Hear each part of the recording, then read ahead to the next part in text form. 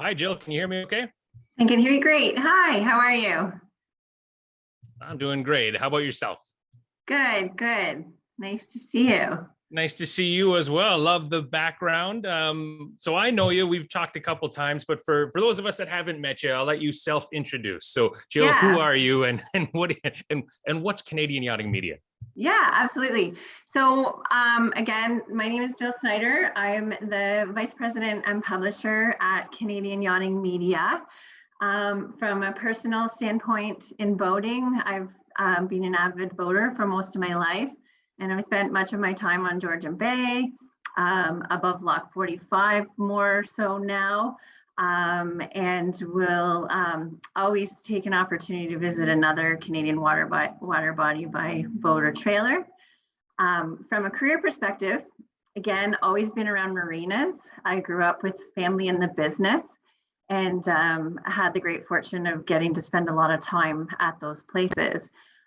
So with that having been the basis of my childhood, I eventually took the 3-year marine technology program at Georgian College, and then moved into marina management. Then after 20 years, shifted into publishing. So that's where I am now, with working in the boating industry and publishing, which has been really great too. Wonderful. So let's talk about the business a bit. So Canadian Yachting Media, a lot of us are familiar with Canadian Yachting Magazine, but it's more than that. You guys are all over the place. Tell us about the various properties and projects. Yeah, so it's a national Canadian boating magazine that is the flagship of what we do. And the magazine started in 1971.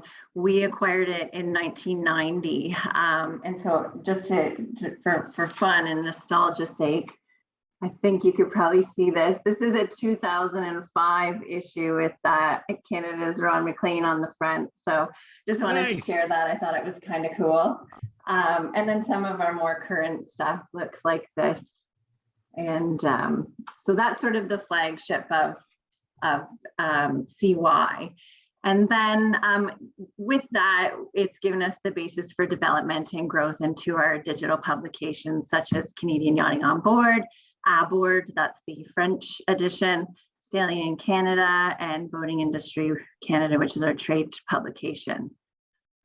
With print being at the heart and soul of our company, it's also suitable for us to publish the Boating Ontario Directory and the Canadian Boat Show guides in print as well. So, and ports, of course.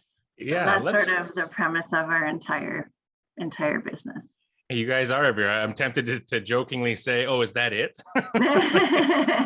There's a lot going on, that's for sure. Yeah, let's look into a couple of them. Let's start with ports. Sure. The ports books. I'm personally very familiar. I have them on my boat. It's great to have all the the digital options and apps and all of that sort of stuff. But for me, having that book that we can get out and look at, the night before when you're planning a cruise and have everyone looking around, I love it. But for those that don't know it, what is ports books and what regions do they cover? For sure. So, and I thought I'd do a little show and tell with those as well. I know that my background sort of blurs it out, so I'm trying to hold it right up in front. But this is the new format of ports since we've taken it on in 2019, and we've published 3 of the 4 regions: Georgian Bay, Lake Huron, and the North Channel. We just put out last year Trent Severn and Lake Simcoe, and then the Rideau Canal and Lower Ottawa River, which is a really interesting book. It's only ever been published one other time, and when I read this, I just was so intrigued by that area. They're all very special, but I think this is sort of a little bit of a hidden gem, and one that I think that if you ever get the chance to go that way, it's kind of a neat spot as well.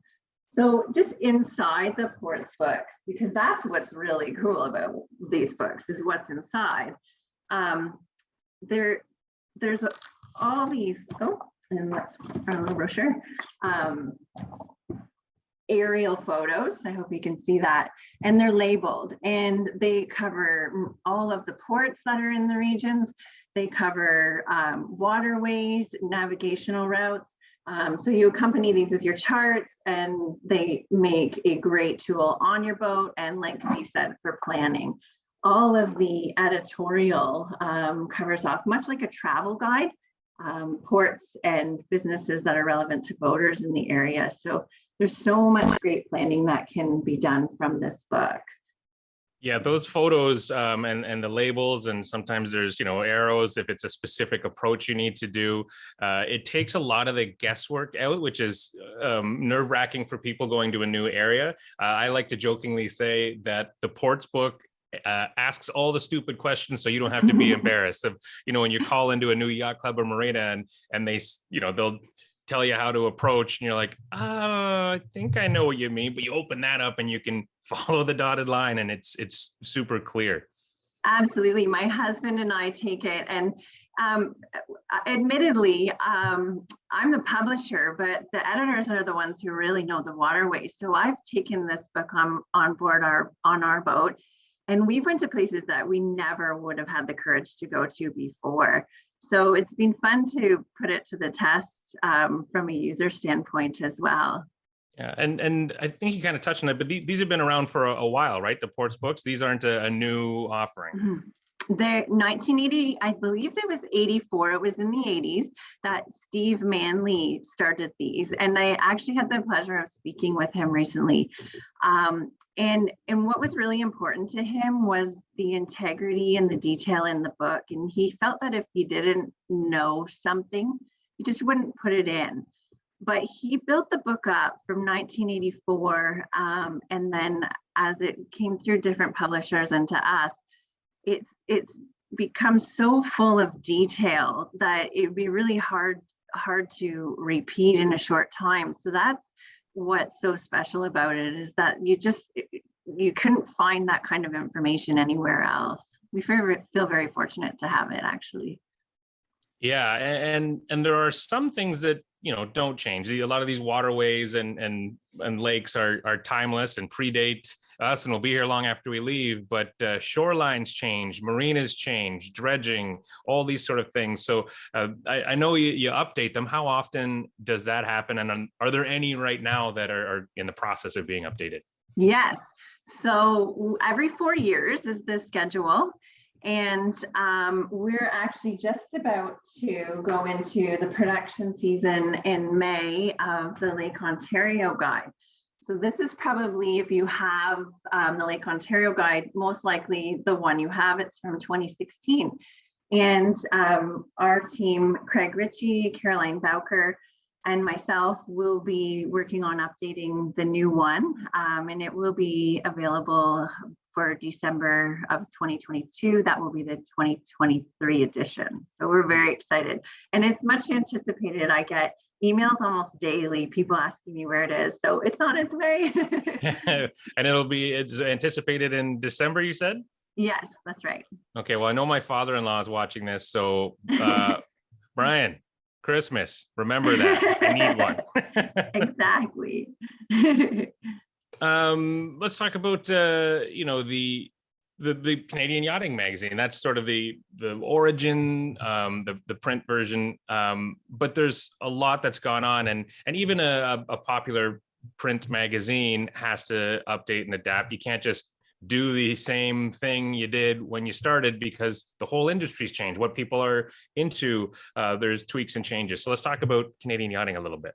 For sure. So I shared some print copies, and of course we've had to evolve. We've had to evolve with where publishing is going, which is to digital, and we have.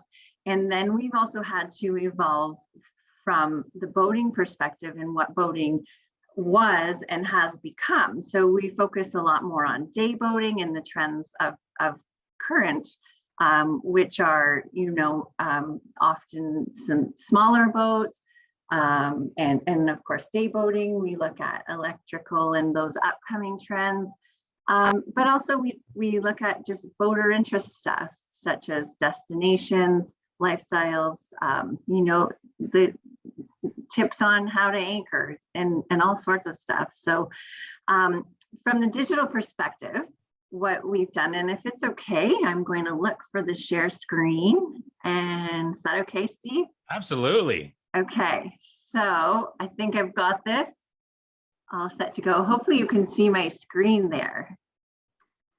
Can you see it, Steve? I'm not seeing it, but we got, oh, it started just a little delay. It's started. There we go. Yep, we can see it. Okay, perfect. Okay, so Canadian Yachting from that flagship magazine has evolved to a website with tons of great content on there, including boat reviews, current news. For instance, here's a little update on lockage passes for the canals. Boat reviews written, and recently we've just partnered with Boat Test USA, and much of their videos are now on our website. So we're the exclusive Canadian provider of that, which we're very excited about. Then we've also, with the website, release a bi-weekly publication called Canadian Yachting on Board, and that is deployed by email twice monthly. And so that's what this looks like. We also have a digital format of the magazine, and it simply looks like a flip through magazine, and so you can subscribe to that free. If you're not a print person, this is the way you can access it. So that's some of our publications. We have, oh, I just have to bear with me for one sec here. Boating Industry Canada, much the same format. There's a website, and then there's also an e-news digest that we deploy 4 times monthly. And our newest publication, Sailing in Canada, which is also bi-weekly newsletter with a website as well. So there's something for everybody in our library of digital and print. Yeah, and the multimedia aspect, I imagine, is continuing to grow. You know, there's nothing like having a hard copy in your hand, and I like that. But I think a lot of people I've talked to are similar to me. I like both. I'm not a one or the other type person. The speed that you can update the digital ones versus having to print and send them out, and then there's the multimedia content. So there's pictures and videos and all of that on there as well, right? Exactly. It's fairly instant, of course, that we can get the news out quick that way. But much the same, I love to kick back with a print magazine. And in my marina management days, I actually recall people sitting, on the back of their boat with a boating magazine. And I think it's just a nice way to detach from a screen as well, which we all like to do. And these e-news digests and things, how do people, get on the list for those? For those that don't know, I'm fortunate enough to know, but what do they do? Where do they go? Sure. So go to our website, canadianyachting.ca, and there's a red subscribe button. I unshared, so I can't show you, but just canadianyachting.ca, go to subscribe, and you can subscribe to all of our publications from there. The Sailing in Canada logo is there if that's the publication that you'd like to subscribe for. You just click on the logo and go through to the subscribe section there as well. Perfect. And Sailing in Canada, that's new, right? That just launched? Yes, we're very excited about Sailing in Canada. The energy that is behind that from John Morris, our editor, and the team here that's working on it has just been amazing.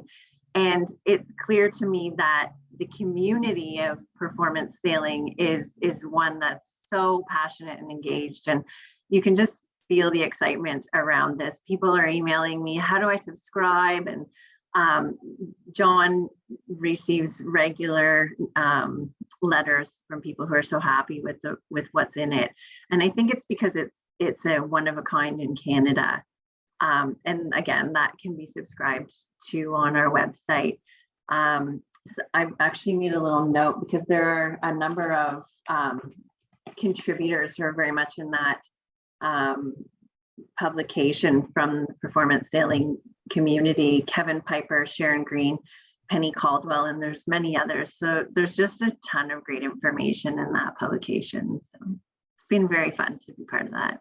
Excellent. And, you know, it's, are the focus on Canadian, you know, destinations and boating things? Are we focused on Canada, all of North America? What are we looking at? It's Canadian content, and it is very much about events for performance sailing that have happened in Canada. Product for performance sailing. There's just a whole bunch of great stuff in there. Excellent. Yeah, I love that, because there's, you know, we sometimes get overlooked in Canada, right? The overall with our big neighbor, and there's so much going on here that we need to focus on. So I'm loving that you guys are filling that gap. We only got a couple more minutes here before we go. Can't remember. Did you the ports books? Did we talk about the range of? You mentioned Lake Ontario. What other regions? Yeah, so there's Lake Ontario and the Thousand Islands, that's up and coming. Georgian Bay, North Channel, and Lake Huron is one, Trent Severn and Lake Simcoe, and the Rideau Canal. And I also forgot to mention that as we've become publisher, we made a app version of it, which comes with the book. So really you get two versions, one in print and one in digital. And it's kind of a handy tool. As we were sort of back and forth preparing for this, Steve said he forgot his book on his boat. And I hear that all the time. And the app has become so handy because you don't forget your phone on your boat for the winter. So it's been a great addition to the ports publication. Yeah, it's totally guilty of that, because I suppose the good thing is I consider it a part of my boat. That it is there with the electronics. It doesn't leave the boat because I don't want it getting lost. But then, I wanted to review it and want to talk about it. I'm like, oh, it's sitting on Toronto Island, freezing right now. But it'll be okay. It'll be there waiting for me. And again, Brian, Christmas, new ports book. Remember that. Perfect. Well, Jill, I hope you have a good rest of the show. Thank you so much for taking some time for us. Thank you for having me. It's been a pleasure. Happy Friday. The boat show is on, the sun's out. It's a great day. Absolutely. And you want any more information about ports or any of these other things, you can connect with them at the show and the websites that Jill mentioned.